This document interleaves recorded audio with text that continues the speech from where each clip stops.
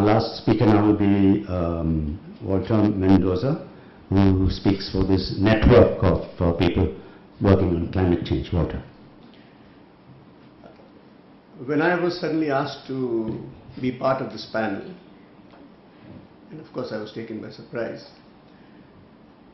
I thought maybe I'll make a PowerPoint presentation. Luckily I didn't. All three of us are speaking the way we are speaking. And when I looked at the program, it is consensus building on the future and the international negotiations and domestic actions. And the first slide I made was equity, development, sustainable, climate action. And I said this is a quadruple oxymoron because different people see it differently. And I just gave it up. So one of the things that bothers me, and I come from a development background, and therefore I speak for development organizations which do not really have much to do with international negotiations, but by some chance we got into it.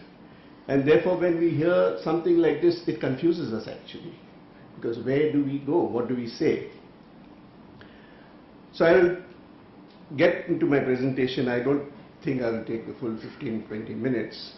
But I'd like to begin with a Middle Eastern proverb, which I think is very apt in the climate context, and which would sort of underpin what we really believe. It is easier for a camel to pass through the eye of a needle than for a rich man to go to heaven. And I think that says everything about the climate negotiations. Having said that, when we first came in touch with this whole issue of climate change in 1995, our focus was on how it impacts communities. Of course, people used to laugh at us as to what are you talking about communities? And our main work was on adaptation. Mitigation happened. I mean, we did do, for example, in the late 90s, microhydel in remote Adivasi villages. But this focus of ours was informed by the CBDR, Common but Differentiated Responsibilities. India didn't have any responsibilities. Southern countries had no responsibilities. So we never even thought of it. And therefore we left analysis and action to national and international civil society. That is how we operated. So we were very happy to support our government in international arena and do a bit in adaptation and whatever else we do with the local communities. But since 2009, we have been dismayed by the shift that has taken place by India. That took us by surprise. It shouldn't have, because suddenly we found that we were operating on climate from a different set of priorities elsewhere. And for us that sort of put our position in jeopardy as to say, now what do we do? People were still, for example, I remember in Copenhagen as well as in Doha, people from India were going and confronting the government in the conference of the parties, and we still thought that was not right. That's not a way to go. I just want to reiterate that Jayaraman had yesterday formulated that how do you look at equity in the international context, and we are firmly behind a multilateral approach. Even though we fall in that in-between category where our natural inclination is to frame the discourse in the context of global equity, but our actions, engagements and pontification, we love to pontificate by the way as civil society, is in the national and international context. So that means we place our thing in the national context because that's what we have. We don't have anything beyond the multilateral thing. Now much has been said and I don't think I have to repeat what has been said earlier, but as development organizations we have just 2 or 3 things to add. Specific issues, this is building consensus internationally. I'll focus on that first because I have very little to add. I think the carbon budget approach has been very good for us, and being associated with this process for the last 4 or 5 years, it has enabled us development organizations to understand concretely equity, historicity and the way forward. So that has been very good for us. Now India needs to take this approach aboard to frame its equity concerns concretely especially historical responsibility, and the way forward to fair shares. No doubt about it. But we still believe that finally there has to be a top-down approach. How do we do that? Another oxymoron, we do not know. We need to acknowledge the role of TIS, DSF and others in developing this approach along with others, notably some basic countries and maybe a couple of European countries that now finds a place in the IPCC, so all kudos to them. But we still wonder what stops India, and our Environment Minister was present at quite a few of the meetings, what stops India from sort of taking this approach aboard. Having said, the second question is the question of allies, or rather questionable allies. We have been dismayed by India's approach, I've said that, which manifested itself in the run-up to Copenhagen and the capitulation at Cancun. Now belated and misguided attempts to retrieve ground at Durban has led India to the like-minded group. And no matter what Inderjeet says, there has been a dip in credibility that we felt. And that credibility has its basis in what it is not doing domestically. For us, that's the basis on which we lost ground, apart from the self-interest we had starting with the nuclear deal and many other things. Now, we firmly believe that India needs to put its eggs in the G77 and China basket, and that the special relationship with basic countries could be more nuanced. But I do agree that we need to move very, very close to the LDC and the Africa group. Our illusion that we belong to the elite dining room that is occupied by the G8 is pretentious. Just an added note on the ALBA group, I think yesterday there was some discussion that they're rabble-rousers, and I think Jayaraman was very kind to rabble-rousers, which I think it's fine, because ALBA group brings to the table, I mean, if you are bulldozed into submission and processes are used against you, what else do you have but to be a rabble-rouser? And therefore, I don't see any difficulty in us aligning ourselves over there with the ALBA group. On the pledge and review process, there needs to be a consultative process, and this was brought out to us yesterday. Nothing is happening over here. It has to be put in place now, first to prepare preliminary positions for Lima, and then put in place an architecture for Paris 2015 and beyond. We need to insist that this be done, and this be done now. And therefore, that's some of the takeaways that we need to put in place when we put our position, whatever it is, so that there's some process that goes forward. Coming to domestic action, I doubt there'll be much hearing from the present government, which is obsessed with 100 smart cities and bullet trains. But we need to say what we need to say, because yes.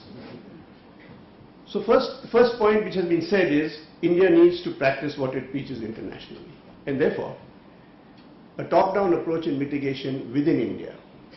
That is focusing mitigation on a top-down approach on urban and high consumption areas. That has been brought out. And a bottom-up approach on adaptation, considering the moving target from 350 parts per million and 1.5 degrees to 450 and 2 to 5, 3 degrees, whatever it is.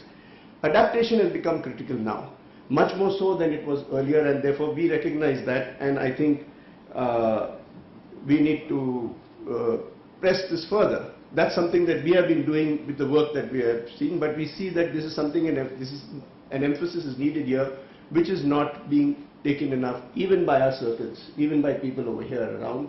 Though we pay lip service to adaptation, of course, it's a very, very difficult thing. If you ask me, after being involved with adaptation for the last 18, 20 years, how do you define adaptation? How do you look at a bottom-up approach? How do you look at technology support? How do you look at financial transfers? I still don't have a framework and an answer. But that's something that we need to build up, and I think we've not done enough on it. Just an aside, bringing sustainability into the picture as you have done this time is very important for us, because a very narrow view through climate change lens focuses on ecosystem services and only primary occupations. So you look at agriculture, forestry, livestock management, artisanal occupations maybe. But SDG is an opportunity to forefront intermediary livelihoods and small and medium enterprises. Here, energy access, availability, security is important, and that's where it comes to how doing something domestically. There are only 2 or 3 points I think that we need to look at, which is an opportunity for India to retrieve its image. One is we need in view of the continued inaction on international mitigation, we need to vitalize disaster management and disaster risk reduction. So while it was touched upon here, it is an opportunity for the present government to put in place immediately something on disaster management and disaster risk reduction to retrieve its credibility, first of all with our citizens over here. And the National Disaster Management Agency needs to be less officious and more effective and professional. The second most urgent important thing is to look at the climate action plans. A time-bound, inclusive process, and extend the process to regional and district levels. I know it's not working at the state levels, but if we go about like this, I mean, even our national action plan on climate change, we consider it to be a PR document then. Now it's more than a PR document today, but the state action plans are pathetic. And that's because there is not enough emphasis from either the center or from all of us about the state action plans. And I feel that this is something urgently, at least in mission mode, to start regaining our credibility within and without. In order to have credible climate action plans, we need 2 other things. One is climate education and capacity building. Because we don't have the capacity to make state action plans, where are we going to make district action plans? So I'm not talking about Aam Janta, media and popular climate education, but specifically targeted to people building capacities of technical, official and other people who will be able to help us to do, because that's the need of the hour. How are you going to understand adaptation, how are you going to understand mitigation, technology transfers and financial transfers in the local context. So that's all I have to say at the moment. Just to underline and say that civil society coalitions, like-minded groupings which Raghuranjan talked about, our experience with national and international NGOs is that there is a divide between development organizations and national NGOs and international NGOs.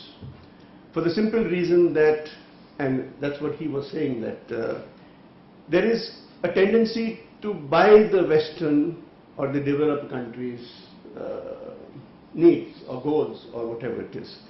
And that is something that I've said before, and if we are able to go further and build a larger coalition and do something, probably we'll be able to do things differently.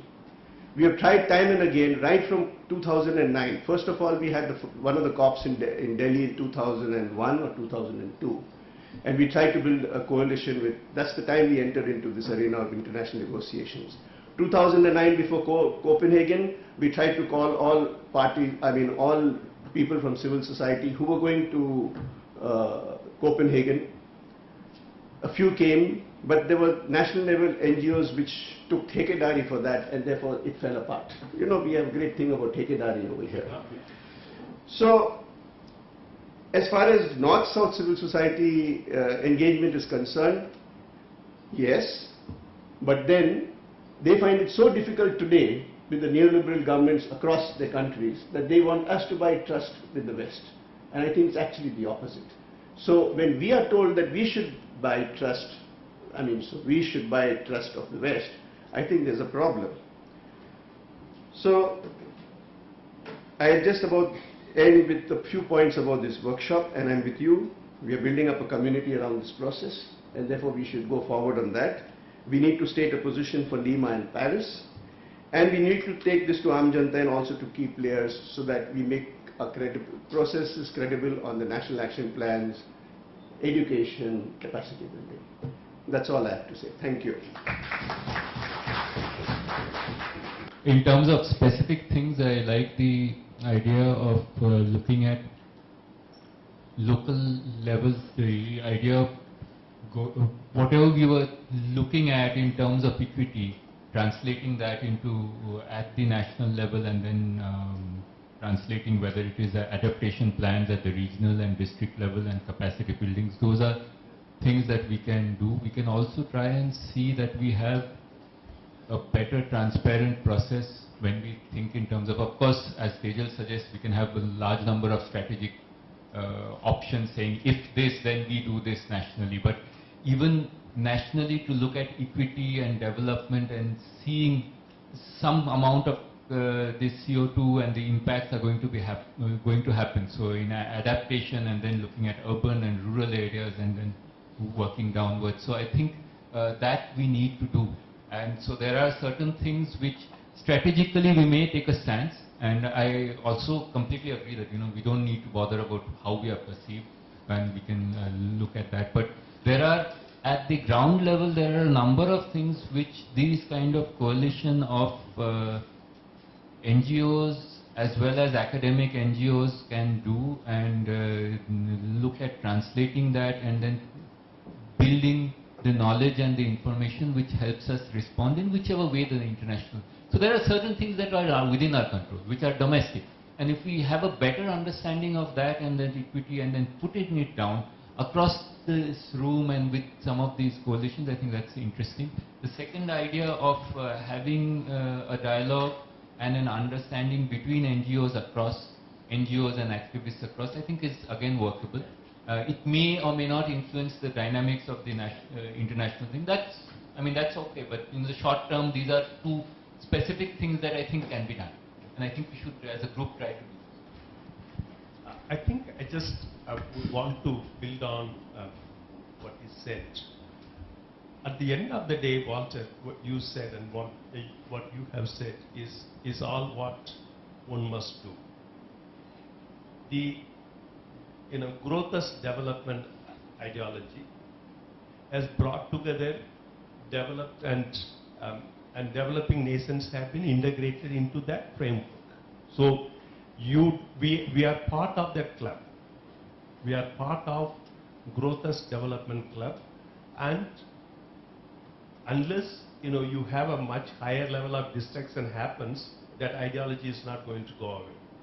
So India's position is not going to be any different from the Anglo-Saxon position or anywhere, because at the end of the day, the development ideology drives the climate change debate.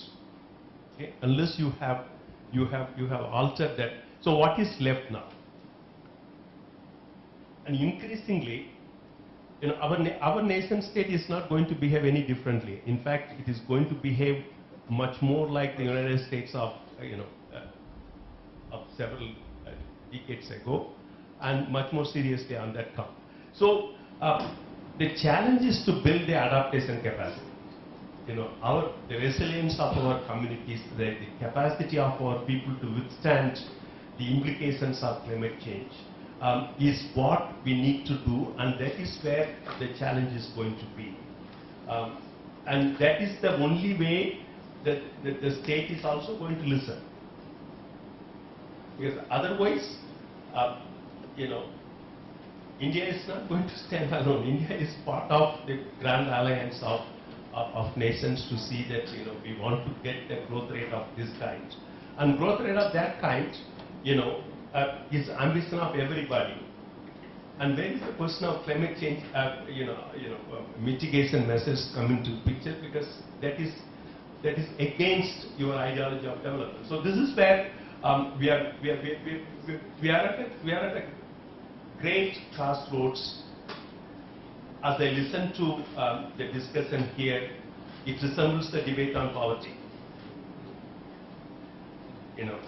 Now the solutions suggested were exactly the same. So we have reached a solution whereby we all must get on with some form of developmental process that will solve our problem.